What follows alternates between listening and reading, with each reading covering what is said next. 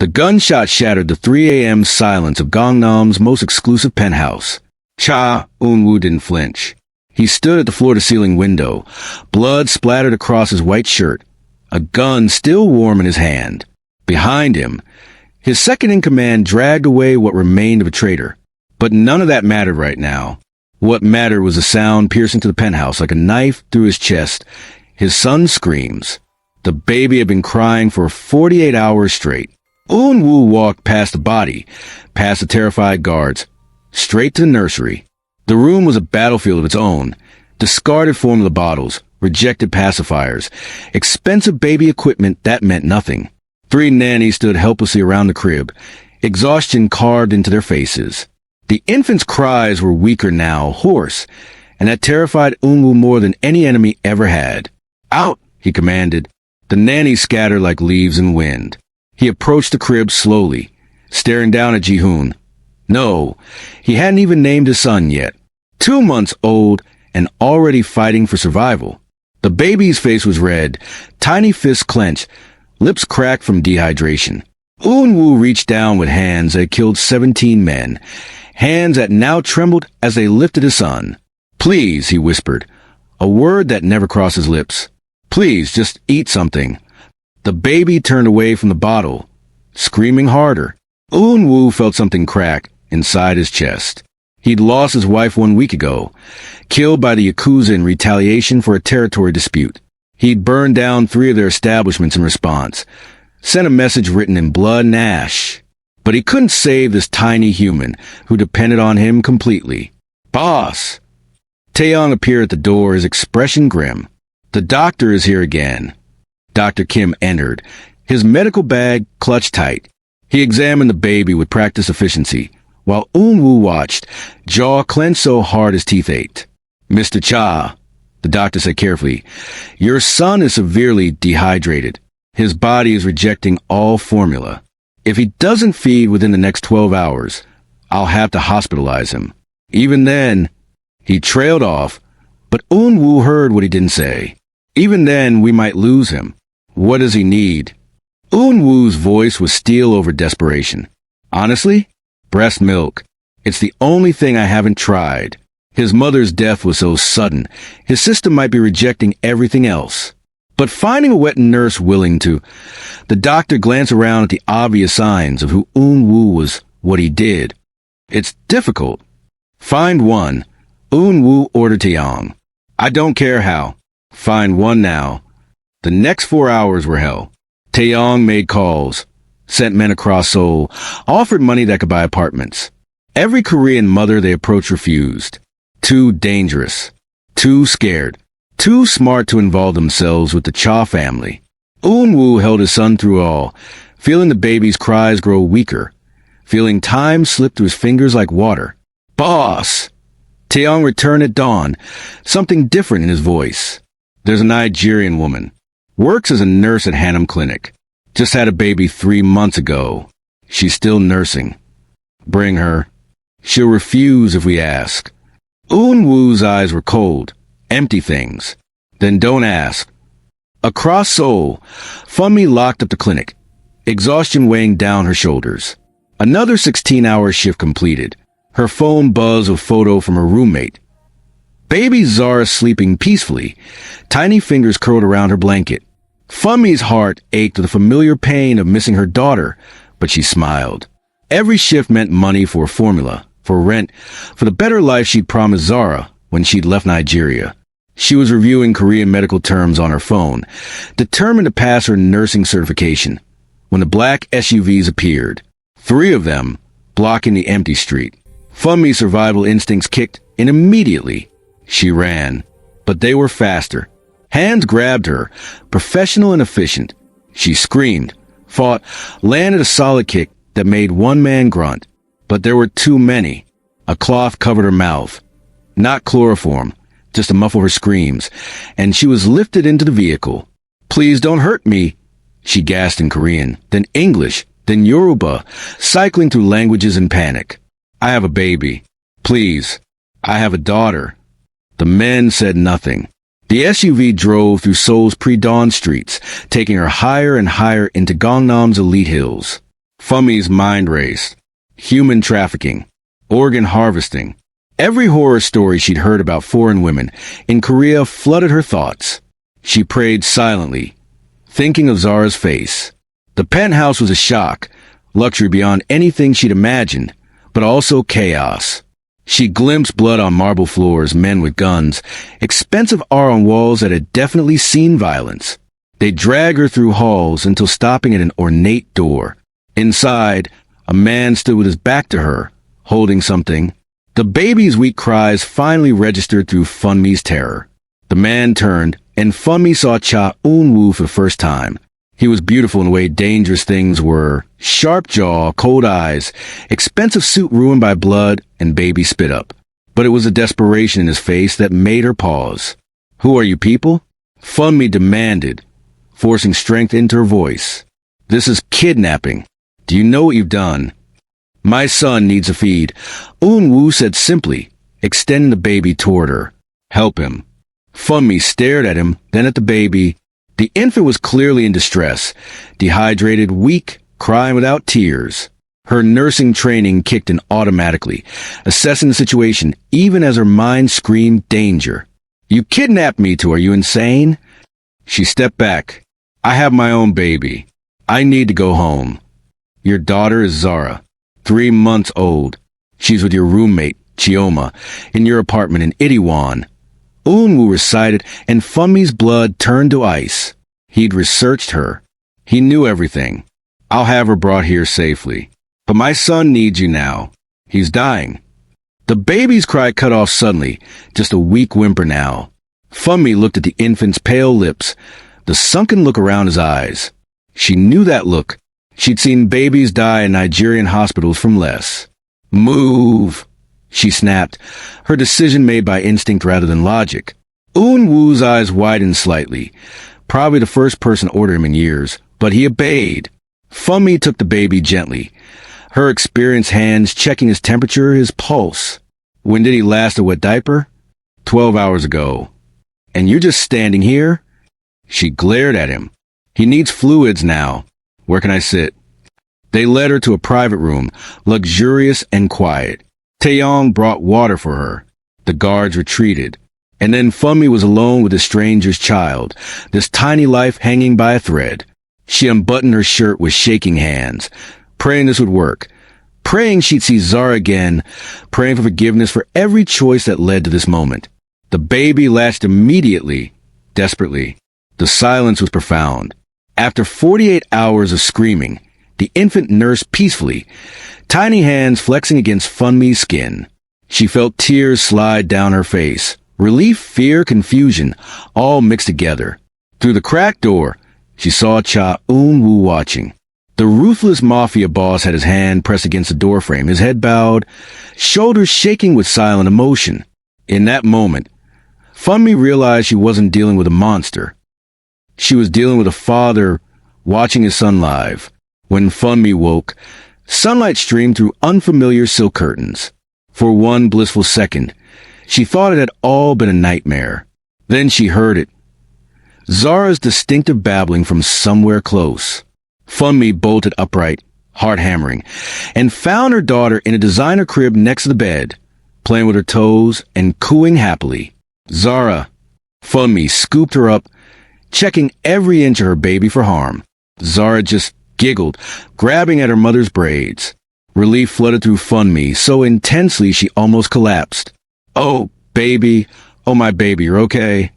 The door opened without knocking. Cha Eun Woo stood there, changed into fresh clothes, looking every bit the dangerous man he was. But he held his son carefully, the baby finally sleeping peacefully against his chest. "Your daughter arrived an hour ago," he said. "Your roommate was compensated for her trouble." "Compensated?" Funmi's voice rose. "You mean you paid her to hand over my child to criminals?" "I paid her 3 months of your rent," Eun Woo replied calmly, "and told her you were taking a live-in nursing position. She believes you're caring for a wealthy family's child, which is entirely untrue." Funmi clutched Zara tighter. "You can't keep us here. This is illegal. This is—" "My son is alive because of you," Eun Woo interrupted. "He fed 3 times during the night. The doctor confirmed he's stabilizing. But he won't take formula. He won't take bottles. He only accepts you. He paused, and something flickered in those cold eyes. I need you to stay until he's weaned. 6 months, maybe 8. 6 months? Funmi's voice cracked. You want to keep me prisoner for 6 months? You'll have everything you need. This room is yours. Your daughter stays with you.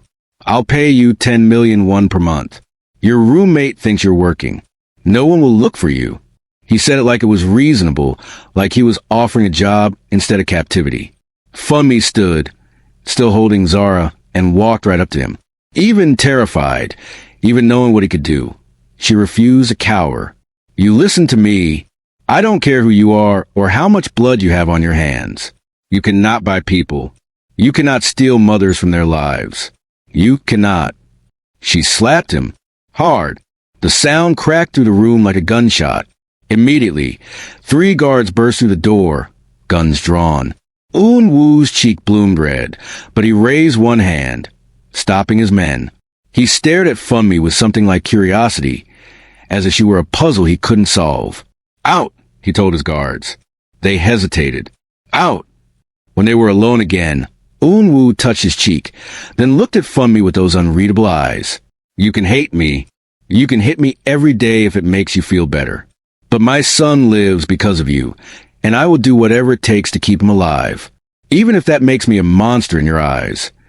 You already are a monster, Funmi whispered, but her voice lacked conviction. She'd seen how he held his son, the tenderness in hands that clearly knew violence. What kind of man kidnaps a woman? A desperate one. He glanced down at the sleeping baby. His mother died 1 week ago, killed because of me. Because of what I am, I couldn't protect her. I won't fail him too. The raw pain in his voice caught Funmi off guard. She'd expected coldness, cruelty, not this broken grief. What was her name? Minju. She was a violinist. She never wanted this life, but she loved me anyway. Eun Woo's jaw tightened. The Yakuza sent a message. They killed her to hurt me. It worked. Funmi felt Zara squirm in her arms, felt the weight of 2 babies now depending on her choices. She looked around the luxurious prison, then back at this dangerous man holding his son like he was made of glass. I want my phone. I want to call my mother in Nigeria. And I want your promise that when he's weaned, we go free. No threats. No following us. No revenge from me slapping you. Eun Woo considered this. You can call your mother every week. Supervised, so you don't reveal your location. And yes, when Ji-hoon is weaned, you're free to go. You have my word. The word of a criminal, Funmi said bitterly. The word of a father. He met her eyes. It's all I have left. The days that followed fell into a strange rhythm. Funmi fed both babies, her body somehow producing enough milk for 2. She hated that she was good at it, hated how Ji-hoon, Eun Woo had finally named him, would calm instantly at her touch. Hated more that she was starting to feel protective of the tiny boy who'd had no choice in any of this. Eun Woo was always nearby, but kept his distance, watching from doorways like a ghost. Sometimes Funmi would wake at 2 a.m. to find him standing by the crib, just staring at his son with an expression of such profound loss it made her chest ache. One night, both babies woke crying. Funmi was exhausted, running on 3 hours of sleep, and she snapped. You could help instead of just standing there like a statue. Eun Woo blinked, surprised. I don't know how. You learn. He's your son. She thrust Ji-hoon into his arms, perhaps more roughly than necessary. Support his head. Rock him gently. Sing to him. Do something other than brood. Eun Woo held Ji-hoon like he was holding a bomb. The baby screamed louder. Funmi picked up Zara, soothing her with practiced ease while watching this powerful man completely helpless with his own child. Like this, she demonstrated, swaying in a gentle rhythm. And talk to him. Babies need to hear your voice. What do I say? Eun Woo asked, genuinely lost. Anything. Tell him about his mother. Tell him a story. Just let him know you're there. Awkwardly, Eun Woo began to rock Ji-hoon, mimicking Funmi's movements. Your mother, she played Vivaldi. For seasons. She said winter was. His voice cracked. Ji-hoon's cries softened slightly, responding to his father's voice. She said winter was about surviving until spring comes again. Funmi felt tears prick her eyes. She busied herself with Zara, pretending not to notice Eun Woo's struggle. Slowly, Ji-hoon quieted, lulled by the unfamiliar sound of his father's voice speaking of his mother. He's listening. Eun Woo whispered, wonder in his voice. He knows you, Funmi said softly. He's been waiting for you to let him in. They spent that night together in the nursery, two parents from different worlds united by crying babies and exhaustion. Somewhere around 4 a.m., after Ji-hoon finally settled, Funmi found herself sitting on the floor beside Eun Woo, both too tired to move. Why nursing? He asked suddenly. Why come to Korea? Funmi was too exhausted to lie. Better opportunity. In Nigeria, I was nothing. No connections, no money, just another poor girl with dreams. Here, if I work hard enough, get certified, I can give Zara everything I never had. Her father, gone before she was born, didn't want the responsibility. Funmi laughed bitterly. Funny how some men run from fatherhood and others. She gestured at him, holding Ji-hoon. Others would burn the world down for it. I burned parts of it already, Eun Woo admitted. 3 Yakuza establishments. 47 of their men. It didn't bring her back. And this? Funmi indicated the penthouse. The guards, the life built on violence. Was it worth it? Eun Woo looked down at Ji-hoon, sleeping peacefully in his arms. I inherited this empire from my father. I thought it meant power, respect, control.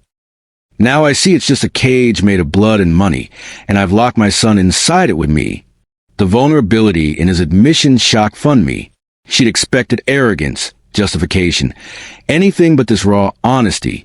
2 months passed in that strange captivity. Funmi stopped thinking of it as imprisonment and started calling it survival. She still hated the situation, still planned her escape, but somewhere along the way, the edges of her anger had softened. Maybe it was watching Eun Woo learn to be a father. Maybe it was the way Ji-hoon smiled now, reaching for both of them with tiny hands that didn't understand the complexity of their situation. Eun Woo had started joining them for meals. Quiet dinners where Funmi would talk about Nigeria, the markets of Lagos, her mother's jollof rice, the sound of rain on tin roofs. He listened like he was collecting pieces of a world he'd never see. In return, he told her about Minju, keeping his wife's memory alive through stories of concerts and quiet mornings, and a love that had bloomed in impossible circumstances. She sounds like she was amazing, Funmi said one evening, watching Eun Woo feed Ji-hoon a bottle. He'd been practicing, and the baby now accepted bottles from his father occasionally. She saw something in me worth saving. Eun Woo replied, I'm not sure she was right. Ji-hoon thinks she was. Funmi nodded at the baby, who gazed at his father with absolute trust. Children know. They see what's real. Then he sees a killer, Eun Woo said flatly. A man who's taken lives and will take more. Funmi set down her chopsticks. I won't lie and say, I'm okay with what you do. I'm not. But I've also seen you wake up at 2 a.m. because you thought you heard him cry. I've seen you research baby development like you're studying for war. You're not just what you do. Eun Woo, you're also who you're trying to become. He stared at her, something shifting in his expression. Before he could respond, Taeyong burst through the door, face pale. Boss, we have a problem. The Nakamura-gumi knows about them. He glanced at Funmi and the babies. They know about your weakness. The temperature in the room dropped. Eun Woo stood slowly, his entire demeanor changing. The soft father disappeared, replaced by the ruthless boss Funmi had first met. How many? 15 men. They're hitting the compound in 20 minutes. Get them to the panic room. Now! Eun Woo was already moving, pulling guns from hidden compartments. Funmi, listen to me very carefully. Taeyong will take you and both babies to a reinforced room in the basement. You stay there until I come for you. Don't open the door for anyone else. What's happening? Funmi demanded, fear spiking through her chest. The people who killed Minju just found out about you. They'll use you to get to me. Eun Woo checked his gun with practiced efficiency. I won't let that happen. Gunfire erupted outside. Windows shattered. Men shouted in Japanese and Korean. Funmi screamed, grabbing both babies as Taeyong pulled her toward the door. They ran through corridors filling with smoke, past guards taking positions, downstairs that seemed to go on forever. The panic room was steel and concrete, stocked with supplies for a siege. Taeyong ushered them inside. Lock it behind me. Don't open it for anyone but the boss. Wait! Funmi caught his arm. What about you? I protect this family, Taeyong said simply and closed the door. In the suffocating silence of the panic room, Funmi clutched both babies, trying to soothe their frightened cries while her own heart hammered. Above, she heard gunfire, explosions, screaming. She prayed in Yoruba, in English, in broken Korean, begging any god who would listen to keep them safe. Hours passed, or maybe minutes. Time had no meaning in that steel box. Then silence. Complete, terrifying silence. Footsteps approached the door. Funmi held her breath. Funmi, it's me. Open the door. Eun Woo's voice. But she'd watched enough movies to know about tricks, about enemies forcing captured men to speak. How do I know it's really you? Last night, you sang Zara's song in Yoruba. You said it was about a river that knew the way home. Jihoon fell asleep to it too, and you said maybe he understood more than we think. You called them both your babies, then caught yourself embarrassed. It was him. Only he would remember that moment. Funmi opened the door. Eun Woo stood there covered in blood, most of it not his own. His shoulder was bleeding, his face bruised, but his eyes were alive, fierce. Behind him, the corridor was a battlefield. Taeyong leaned against the wall, holding his side where blood seeped through his fingers. Oh God, Funmi gasped. Her nursing training overrode her fear. She handed Zara to Eun Woo. Hold her. Both of you, sit down now. She worked on Taeyong first. The wound was serious, but not fatal if treated quickly. Her hands moved with professional efficiency, using supplies from the panic room to stop the bleeding, stabilize him. Eun Woo watched her save his second-in-command's life. Something like awe in his expression. You could have run, he said quietly while she worked. When the door opened, you could have taken the babies and run. Funmi didn't look up from her stitching. Run where? Into a building full of dead bodies and your enemies? I'm angry at you, Eun Woo, not stupid. She tied off the last stitch. Besides, you're bleeding too. Sit down and let me see that shoulder. It's nothing. It's a bullet wound. She glared at him until he obeyed. As she cleaned the wound, her hands trembled. This is what Jihoon's life will be? Running and hiding in blood. Eun Woo caught her hand, stilling it. No, not anymore. What do you mean? I mean you were right. All of it.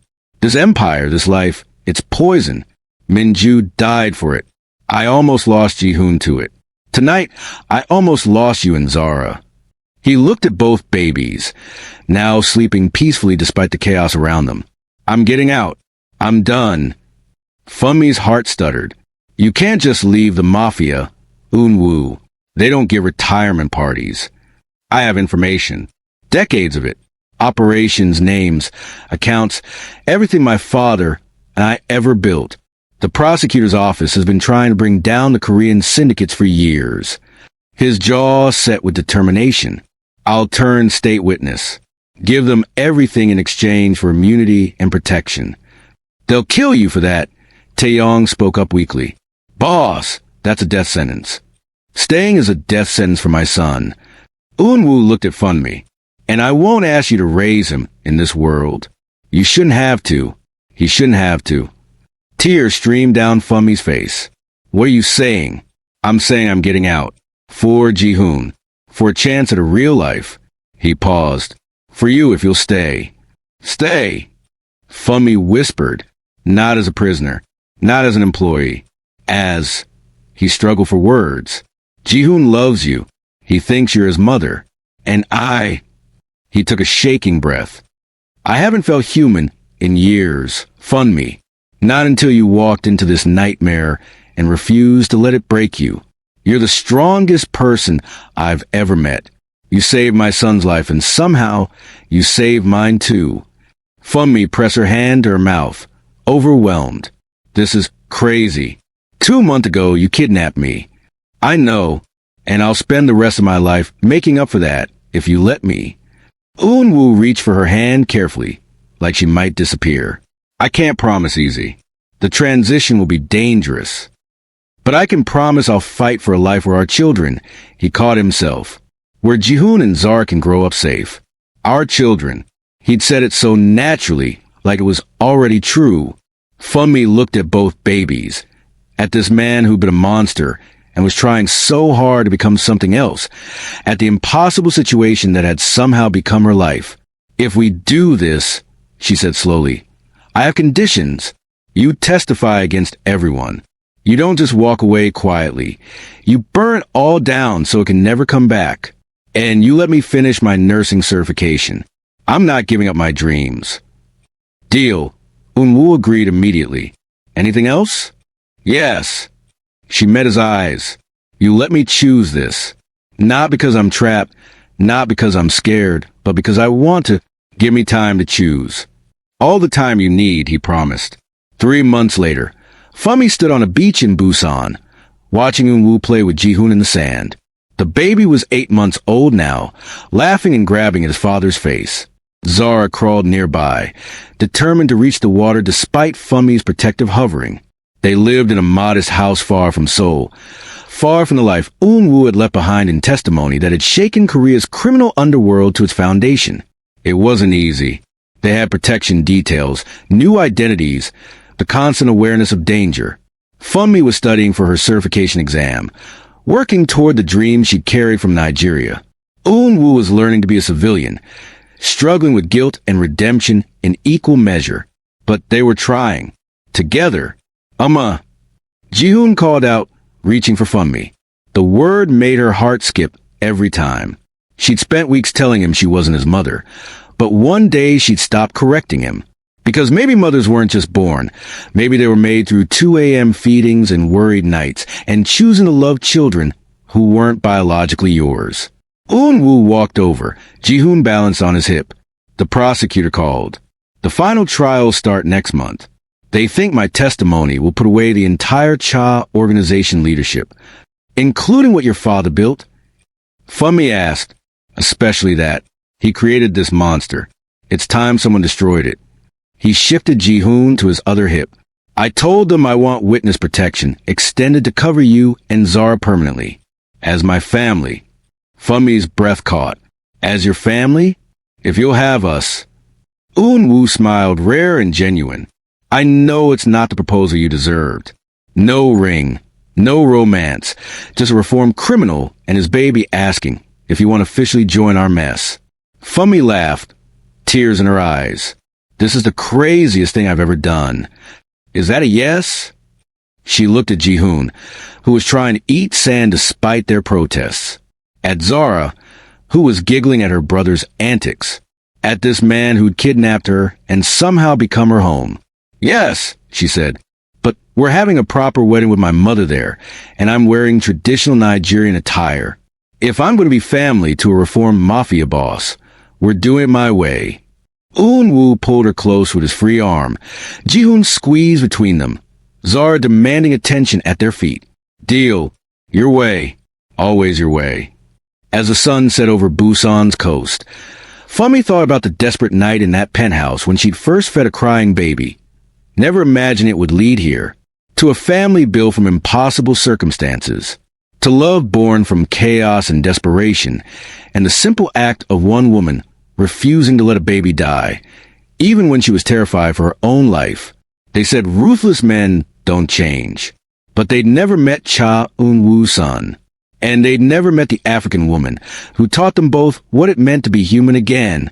If you love the story of redemption and unexpected love, smash that like button and subscribe for more emotional stories that will touch your heart. Comment below. Would you have made Funmi's choice? What would you do in her situation? Thanks for watching, and I'll see you in the next one.